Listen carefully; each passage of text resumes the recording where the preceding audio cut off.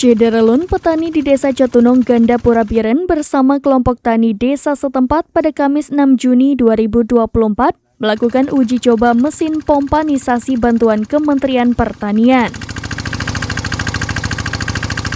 Bantuan yang diserahkan beberapa waktu lalu itu untuk mengaliri air ke areal sawah seluas 48 hektar di kawasan itu. Mesin dengan merek Kubota 16 PK dan berlabel SNI ini bantuan dari Kementerian Pertanian Republik Indonesia untuk kelompok tani Rindang Desa Cotunong yang diserahkan Kepala Distanbun Biren Mulyadi ketika berkunjung ke Gandapura beberapa waktu lalu.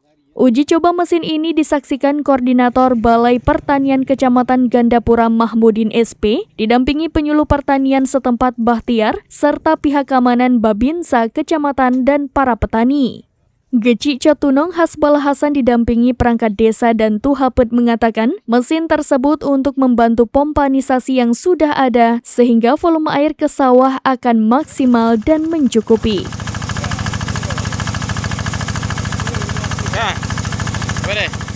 Dari Biren, Yusmandin Idris, serampinews.com.